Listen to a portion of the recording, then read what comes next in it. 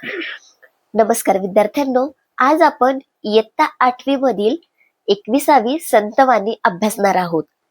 तर या संतवाणीचे संत आहे संत तुकाराम. वारकरी परंपरेतील श्रेष्ठ संत कवी. त्यांच्या रचनांमध्ये अध्यात्म, भक्ती आणि व्यवहार यांची सांगड घातलेली दिसते. ढोंग, दैववाद, अहंकारी वृत्ती, दुराचार इत्यादींचा परखड समाचार त्यांनी आपल्या अभंगांमधून घेतलेला आहे. प्रेम, नैतिकता, करुणा व सर्वांमध्ये ईश्वराचे अस्तित्व ही मूल्य स्वीकारून आदर्श प्रापंचिक जीवन कसे जगावे याचा उपदेश ते आपल्या अभंगातून करतात. त्यांच्या अभंगातील ओळींना सुभाषिताचे मोल प्राप्त झाले आहे.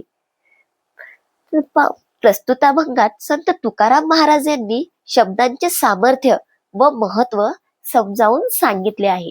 तर आपण दोन दोन ओळीचा भावार्थ पाहूयात. तर सुरुवातीच्या दोन ओळी बघा मित्रांनो. आम्हा घरी धन शब्दांचीच रत्ने, शब्दांचीच शस्त्रे यत्न करू. तर इथे कवी काय म्हणतायत बघा.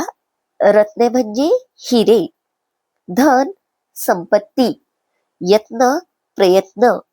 बघा इथे संत तुकाराम महाराज म्हणतायत की आमच्यासारख्या संत सज्जनांकडे शब्दरूपी रत्ने हीच आमची संपत्ती आहे, हेच आमचं धन आहे. आमच्या शब्दांना रत्नांचे अलौकिक मूल्य लाभलेलं आहे. ज्या प्रकारे रत्नांना किंमत मूल्य प्राप्त आहे, त्याचप्रमाणे आमच्या शब्दांना मूल्य प्राप्त आहे. समाजाच्या प्रबोधनासाठी आम्ही हे शब्दरूपी शस्त्र हत्यारे.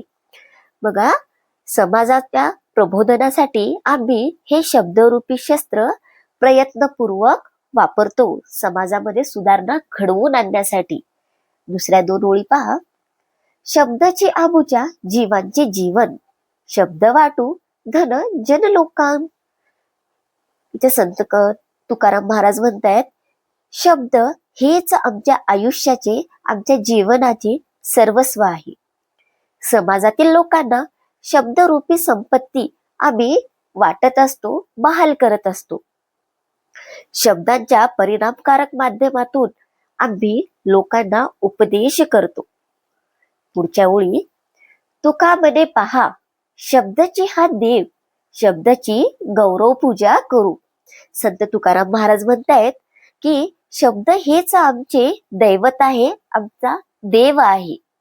शब्दांचे महत्व गाऊन किंवा शब्दांचे महत्व सांगून आम्ही शब्दांचा सन्मान करू, शब्दांची मनोभावे पूजा करू.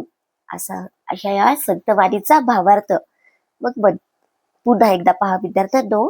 संत तुकाराम महाराज सांगतायत की आमच्या घरी जर धन कुठलं असेल तर ते धन म्हणजे शब्दरूपी रत्ने, हेच आमचे धन आहे.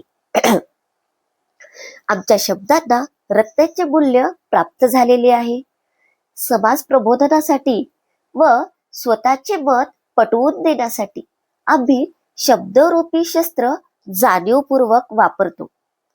कधी समाज प्रबोधनासाठी अत्यंत परखड शब्दांचा वापर करतो, तर कधी मृदू शब्दात चर्चा करतो, बोलतो. शब्द हेच आमच्या जीवनाचे सर्वस्व आहे.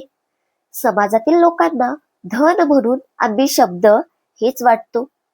म्हणजेच शब्दांच्या माध्यमातून अनमोल असा उपदेश करून लोकांचे जीवन सुधारतो. शब्द आमच्यासाठी देव स्वरूप आहेत, म्हणून या शब्दांचा गौरव व सन्मान करून आम्ही त्यांची पूजा करतो. तर इथे आपला संतवाणी अभंग संपला.